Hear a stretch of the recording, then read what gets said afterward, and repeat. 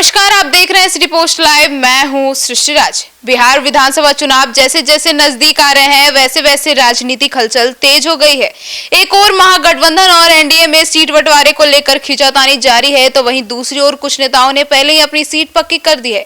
इसी कड़ी में अब कांग्रेस प्रदेश अध्यक्ष राजेश राम ने बड़ा ऐलान कर दिया है। तो आइए जानते हैं इस पूरे मामले के बारे में हमारी सहयोगी मुस्कान से। तो मुस्कान, जो कांग्रेस अध्यक्ष है राजेश राम, उन्होंने अपने सीट का ऐलान कर दिया है। जी बिल्कुल, आपने सही कहा और ये कहीं ना कहीं शॉकिंग भी था। और राजेश राम बिहार के कांग्रेस के प्रदेश अध्यक्ष हैं और उन्होंने साफ कह दिया है कि आगामी बिहार विधानसभा चुनाव में कुटुंबा विधानसभा सीट से ही मैदान में उतरेंगे। उन्होंने कहा है कि उनका दिल और आत्मा कुटुंबा से जुड़ी है और अपनी सीट किसी भी हालत में नहीं बदलेंगे।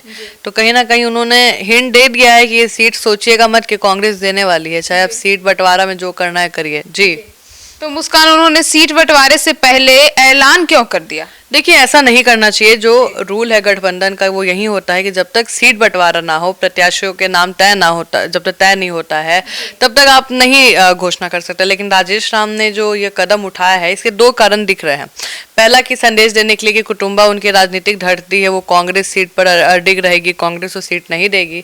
दूसरा हो सकता है कि गठबंधन राजनीति को संकेत देने के लिए कि हम प्रदेश अध्यक्ष हैं लेकिन अपने सीट के साथ समझौता नहीं करेंगे, हमको वो सीट चाहिए तो चाहिए। तो मुस्कान, ये जो कुटुंबा सीट है, इसका इतिहास और राजनीतिक महत्व क्या है? देखिए, आपको बता दें, कुटुंबा सीट जो है वो एससी के आरक्षित सीट है और ये सीट 2008-9 के परिसीमन के बाद अस्तित्व में आई थी। इससे पहले ये क्षेत्र देव विधानसभा के अंतर्गत आता था। यहाँ से 2010 में पहले चुनाव हुआ था। यह सीट इसलिए भी महत्वपूर्ण है सृष्टि, क्योंकि यहाँ से कांग्रेस के पारिवारिक नेतृत्व की एक गहरी पकड़ है और कांग्रेस अक्सर वो सीट पे चुनाव लड़ती आ रही है। जी तो मुस्कान, ये जो राजेश राम है और कुटुंबा का रिश्ता कितना पुराना है? देखिए, कुटुंबा से राजेश राम का रिश्ता सिर्फ राजनीतिक नहीं बल्कि भावनात्मक भी रिश्ता है। आपको बता दें, उनके पिता दिलेश्वर राम ने 1962 से लेकर 1989 तक इस क्षेत्र का प्रतिनिधित्व किया था। 2015 और 2020 में राजेश राम ने वहां से जीत दर्ज की थी। आप समझिए कंटिन्यू वो विधायक रहे हैं उस सीट से। 2010 में उन्होंने तीसरे स्थान पर संतोष आपको करना पड़ा था, क्योंकि लेकिन बाद में गठबंधन समीकरणों ने उनकी स्थिति मजबूत कर दी थी। और कहीं ना कहीं राजेश राम को लगता है कि वहाँ की जो जनता है वो राजेश राम से आज भी प्यार करती है, उनको जिताएगी। जी तो मुस्कान, 2015 और 2020 के चुनावों में उनका प्रदर्शन कैसा था? देखिए, आपको अभी बताया, 2015 में उन्होंने संतोष कुमार सुमन को हराया था।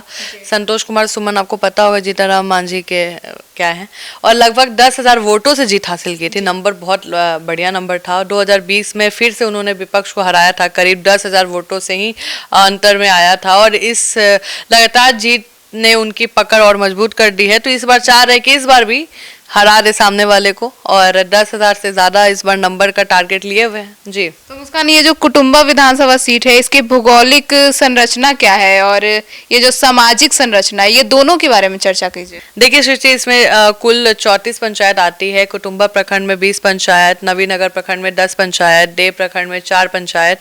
ये क्षेत्र मुख्यतः कृषि प्रधान है, वहाँ पे किसान वगैरह या एग्रीकल्चर से रिलेटेड ज्यादा है। और आप सामाजिक दृष्टि से पूछिएगा तो आपको मैंने अभी बताया कि एससी की आबादी वहाँ पे सबसे ज्यादा है। तो चुनावी समीकरण को काफी प्रभावित करती है, क्योंकि आपको भी पता है कि कांग्रेस अभी कहाँ ज्यादा ध्यान दे रही है, एससी, एसटी, दलित, अति पिछड़ा। तो कहीं ना कहीं कांग्रेस के लिए ये सीट जीतने वाली सीट है। जी तो मुस्कान, ये जो कुटुंबा क्षेत्र है, इस क्षेत्र की प्रमुख समस्याएं क्या क्या हैं?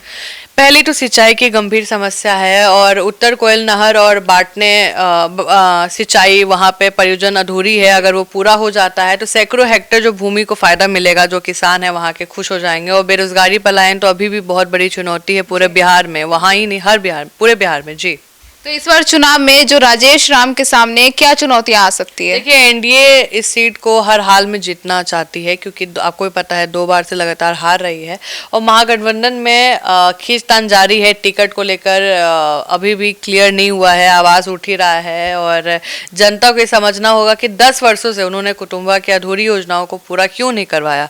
ठीक है, और ये जरूरी भी है जनता को पूछना, जनता को पूछना है अपने नेता से, और आएंगे तो क्या करेंगे और थे तो क्या किए हैं। तो ये चीज है। जी तो मुस्कान, ये जो महागठबंधन है और एनडीए है, इस सीट को लेकर उनके बीच में कैसी रस्साकसी देखने को मिलती है? देखिए, महागठबंधन में ये सीट ना कांग्रेस के खाते में तय मानी जा रही है, तभी राजेश राम इतना ओपनली ऐलान कर रहे हैं। लेकिन एनडीए की ओर से और जेडीयू की ओर से बीजेपी दोनों ये मजबूत प्रत्याशी ही उतार सकते हैं, कोई कमजोर तो उतारेंगे नहीं।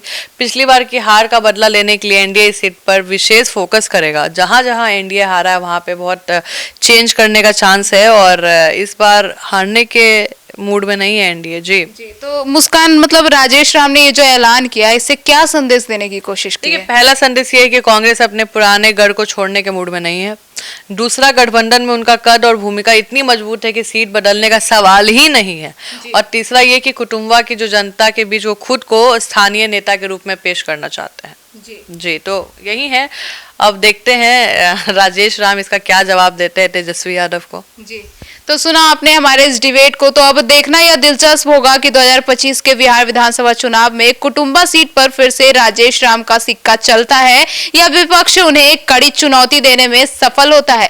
लेकिन फिलहाल कांग्रेस प्रदेश अध्यक्ष के इस ऐलान ने एक संदेश साफ कर दिया है कि कुटुंबा में मुकाबला बेहद दिलचस्प होने वाला है। अब कुटुंबा बिहार के लिए और पूरे बिहार विधानसभा चुनाव में और सीट शेयरिंग पे, क्योंकि लगातार इसकी खबरें आ रही है, इस सभी पे आपकी क्या राय है कमेंट सेक्शन में जरूर साझा करिएगा। तो फिलहाल इस खबर में इतना ही। आगे की खबरों के लिए जुड़े रहिए हमारे साथ और देखते रहिए सिटी पोस्ट लाइव। अब तक के लिए धन्यवाद।